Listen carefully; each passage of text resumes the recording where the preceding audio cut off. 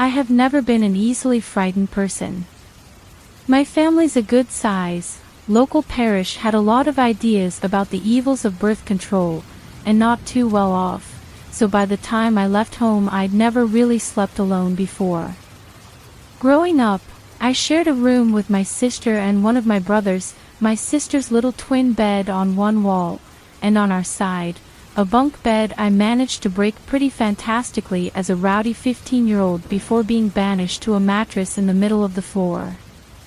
Even when I woke up in the middle of the night and walked through a dark house for a glass of water, there were always at least two, though usually more, sets of snores less than a few dozen feet away. Dad kept a shotgun in a safe next to his bed, and if so much as an errant raccoon walked past the house, the dogs would sound the alarm. Mom made sure they would never hurt a fly, but we never had less than two big, scary-sounding, scary-looking hounds at any one time. Point is, as a kid, I never worried about unexplainable noises. Despite living in nowhere, in the state with the second worst response times in the U.S. Not to say that the local cops would have been any help. We had a few run-ins in my late teens, when I was functionally homeless, and I can't say I was under the impression the local sheriff wouldn't like an excuse to get rid of me, one way or the other. It was the 80s, and queers were a few rungs on the ladder below even women on birth control. Which is a roundabout way of saying that my second point is, 911 was the absolute last-ditch scenario for me. Some of the local cops had told me to my face that I was better off dead, and I was not about to test them on it. Whatever your views on the police, that was my experience and mindset at the time. I was 19, washing dishes at an old truck stop diner. The owner would give me hot food and a couple bucks in exchange, and it wasn't even minimum wage. But what was I going to do? Call the cops? And I'd overheard one of the customers talking about how she'd been in town facilitating her mother's move into a nursing home a couple of hours away. The old lady would be gone, presumably for the rest of her days, and the house would have to stay empty for the next few months while they sorted out the logistics, something about wanting to rent it out or maybe use it as a vacation home. It was accessible by a gravel road, and only a few minutes out of town and into the woods, as she'd said. Lucky they'd painted the gate a nice bright red, otherwise they'd miss the turn whenever they drove up, she'd said. And, look, I'm not proud of myself, but it was getting cold. Dishwashing was the only time I'd gotten to feel my fingers for a good few weeks at that point. Only a few more and I'd fall asleep in my makeshift woodland tent, undisturbed until spring thaw freed me from a tomb of snow and ice. So that night, I went to the house. It sat at the end of a long dirt road, long enough that you couldn't see the highway. From the driveway, I could see all the curtains were drawn shut. There weren't any cars parked on the property. I had planned to stay in the woods across the street for a few days and keep an eye on the place before breaking in, but by the time I'd made the walk to the edge of town, carrying everything I owned on my back, the cold had me so exhausted that I barely felt like a person. The grass crunched like frozen glass as I made my way to the front door and knocked. Shave and a haircut, wait, then no nonsense, wait, and then as loudly and aggressively as I could muster before concluding that there truly was nobody home. I walked around back, the side facing the woods, and was surprised to find that one of the second-floor windows had been unlatched. As a Catholic, I was no stranger to guilt. But when you're deprived of your physical needs long enough, whether it's adequate food, warmth, or a door to lock behind yourself, the part of your brain that's meant to keep you alive overrides any concerns you might have about things like property law.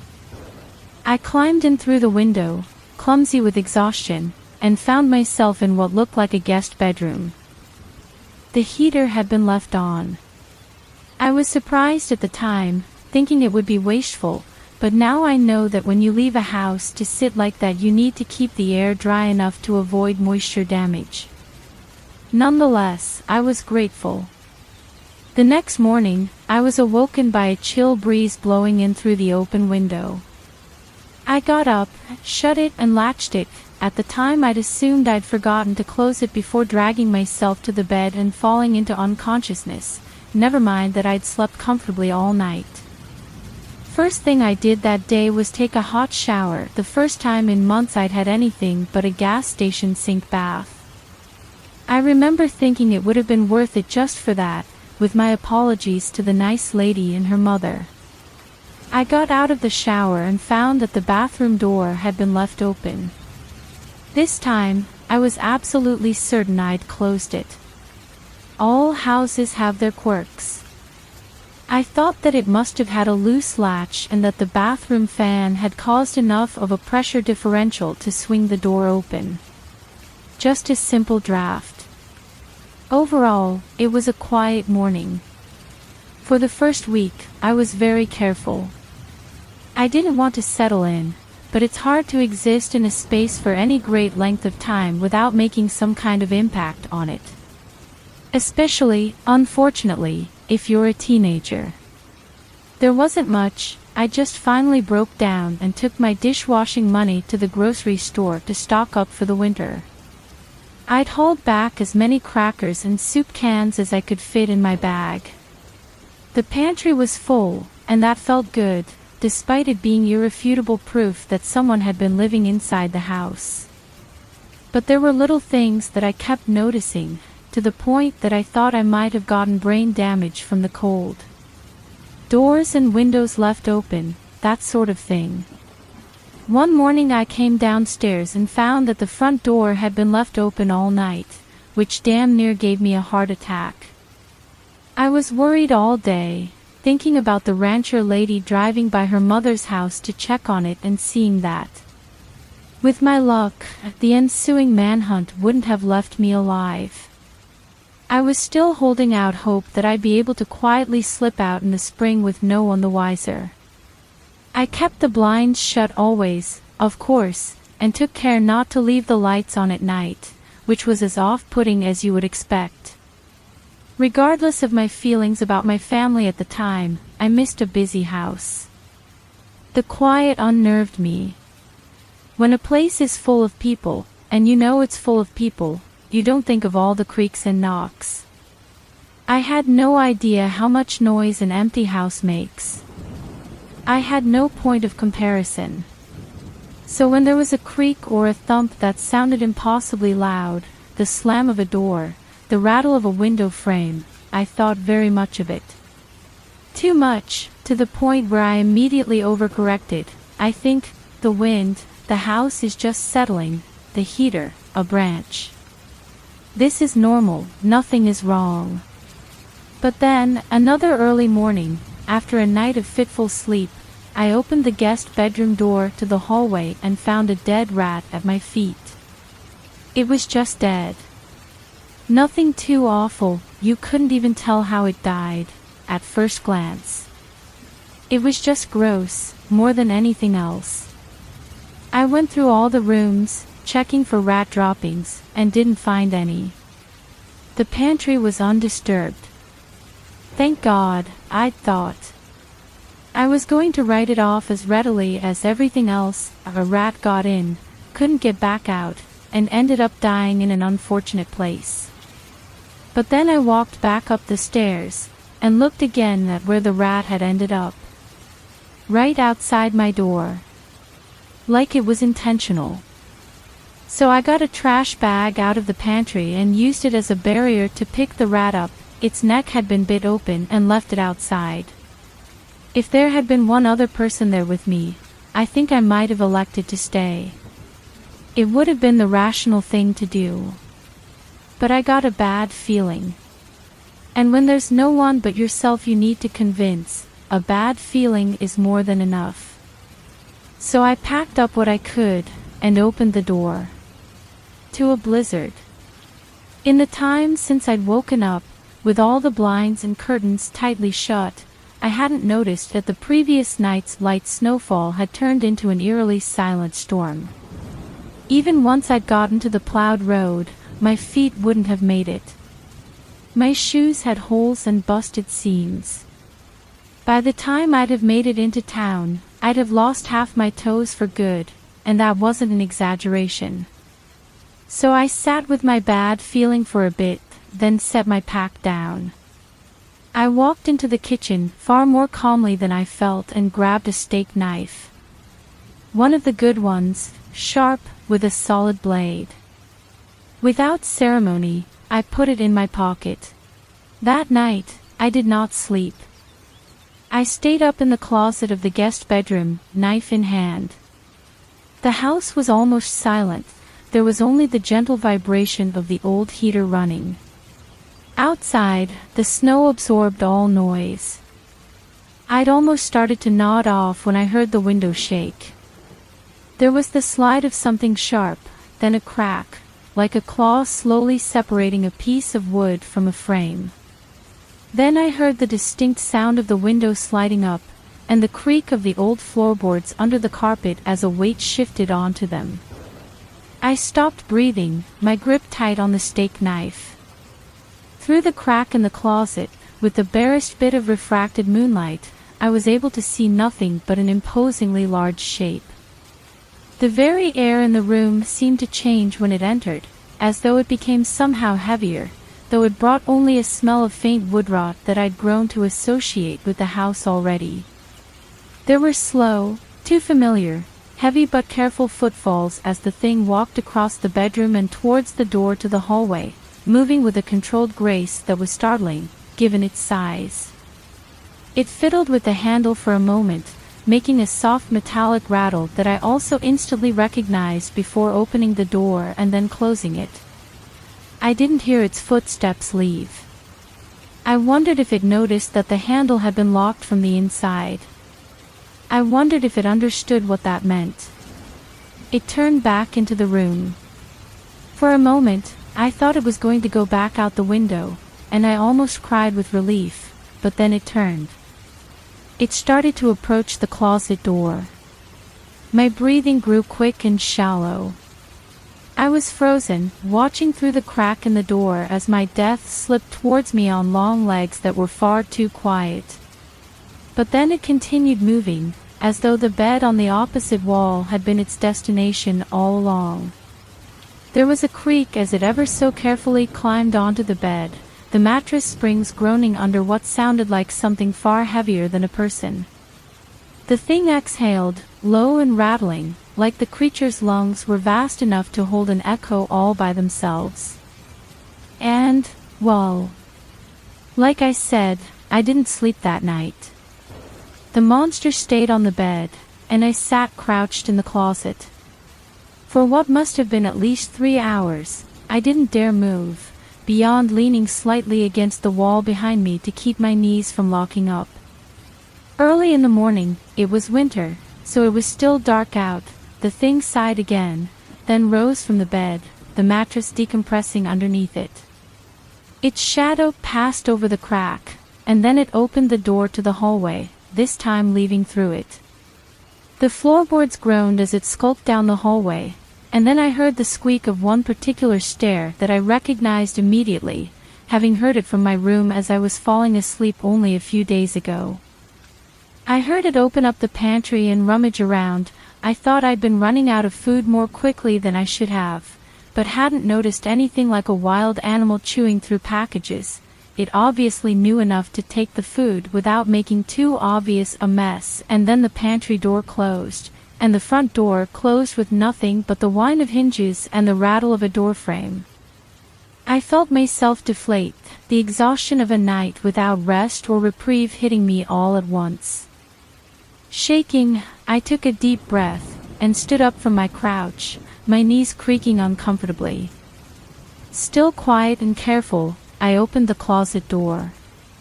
And found, left directly in front of it, a dead fox, neck half severed like the rat's, the placement obviously intentional.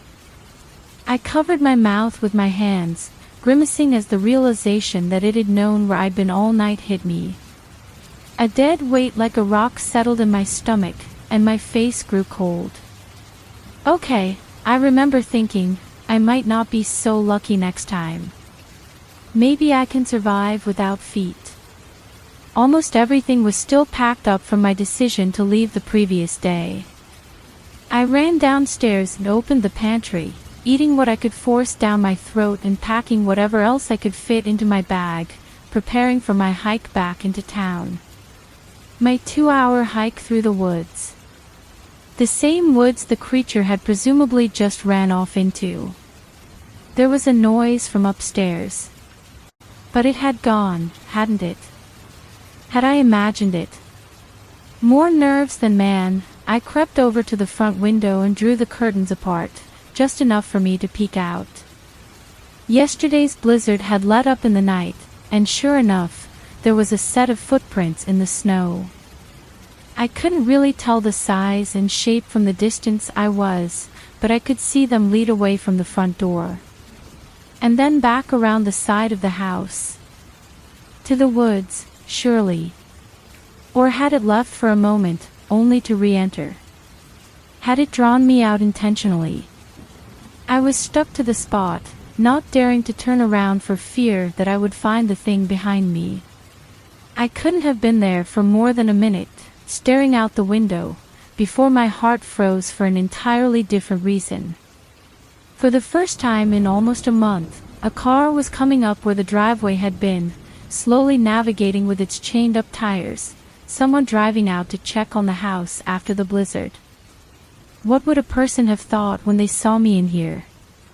Especially as I'd been knife in hand, sunken eyes, half crazed from lack of sleep. Trespassing, this far out of town. Everybody was packing around there. They for sure had a gun in the car, if not on them. I don't think I'd ever moved so fast in my life. By the time I'd set the kitchen to rights, everything stashed in the pantry, nothing, as far as I could tell, that would alert them to my presence. I heard a car door shut out front.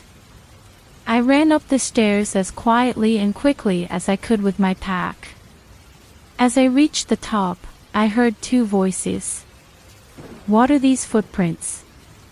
Do you think someone else thought to check on the house? One of the cousins.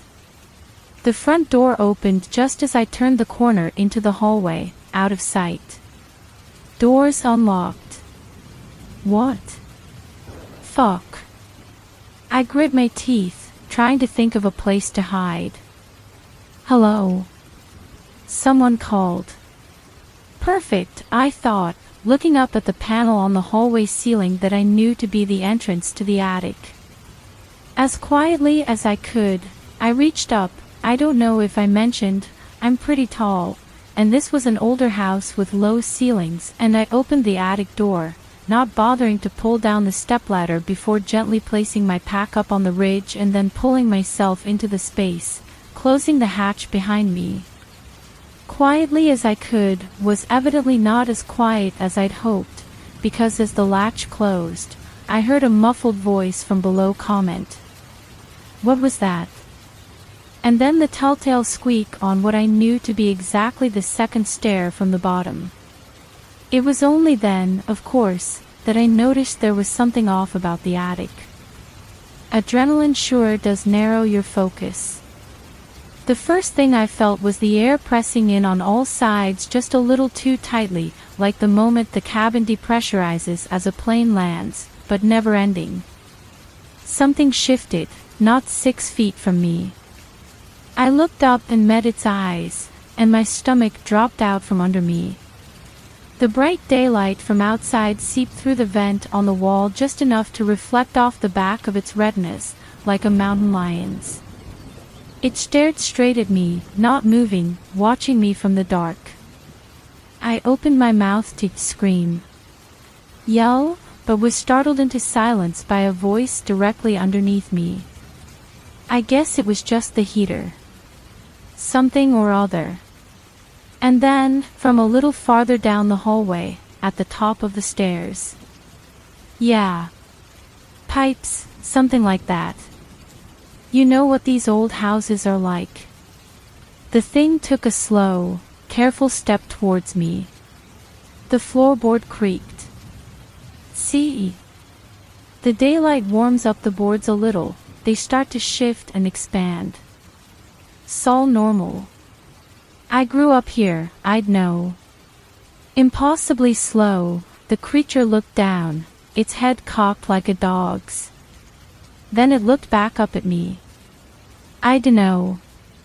I have a weird feeling. Do you smell that? It just smells like Mom's house. They were moving around down there, all calm and casual. Should probably tear apart the walls and check for mold at some point. There was a pause.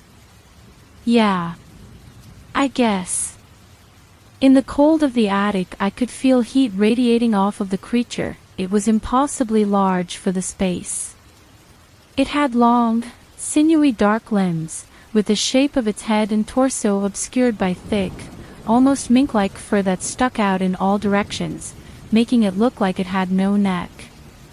Its face was a pale gray, absolutely hairless, and that was the part one was concerned with at the time, frozen in fear as it leaned towards me, distributing its weight on its spindly knuckles while underneath I could hear the people chatting and rummaging around. The thing felt all-encompassing, like a black hole that bent the very shape of space and light around itself. It looked straight at me, and I at it. Underneath us, a door creaked open, and I heard. Might as well pick up some stuff while we're here. It took another step. Its limbs moved like a spider's, though there were only 4 of them I could see. Impressively large jaws opened. I felt its breath on my face, hot and putrid. No, I'm telling you, something feels off. The door was unlocked. You can go get the rifle out the truck if it makes you feel better. Just don't put any holes in the wallpaper. Despite it all, I dared not move, nor call out. 5 minutes must have passed without either of us moving, the people below busying about. At some point, one of the people downstairs dropped something with a thud, and the spell broke. It moved even closer, inching far into my space. It inhaled, curious and hungry. I reflexively tried to shift away. Its arms shot up like a pair of rattlesnakes. I felt my trachea compress under surprisingly strong claws that pierced the skin on my neck. My hands immediately shot up, scrambling at my neck and trying to pry the thing off. Its claws were in deep enough that I felt my sweater above my collarbone grow wet with what must have been my own blood. I couldn't have cried out even if I wanted to, not with the hold that it had on my neck, but the scuffle must have made enough noise, because I heard somebody yelling downstairs. The floor was literally swept out from under me as I was dragged by my neck to the far wall of the attic. And, like I said, I'm not a small guy, even if I hadn't been eating well at the time. The thing was strong. The panel into the attic opened up, and suddenly the voices were much louder. At the same time, the creature loosened its hold on me to only one hand as it opened up a grate on the wall. I was able to loosen it more, scrambling at it with my fingernails, before it regained its hold in full and forced me through the opening, tossing me off what was essentially the roof of a second-story house. My head must have hit something, obviously not hard enough to do too much damage, and I think the bushes very luckily caught most of my fall because after that point things got really fuzzy. I remember a lot of yelling, some screaming. Some gunshots. Later on, the story that got told was this. A local, the lady's sister, and her husband went to check on their mother's house, which stood empty for more than a month while she was making the transition to a nursing home. While there, they discovered that someone had been living in the house alongside their mother for several years. In the walls, basement, and attic, there were found several items that had gone missing as far back as 30 years ago, amongst old food wrappers of a similar date, and animal bones that had been picked clean and allowed to dry out. The couple had found me on the way back, half frozen to death on the side of the highway, apparently my concussed self had the sense to head for the hills once the thing had been sufficiently distracted by gunfire. Any suspicion that might have fallen on me was stopped by my alibi of being 10 years old when the oldest wall-stuffing items had been discovered. But, after a brief stint in the hospital, I told the lady everything. I was as honest as I could be and expected to get blamed for all of it.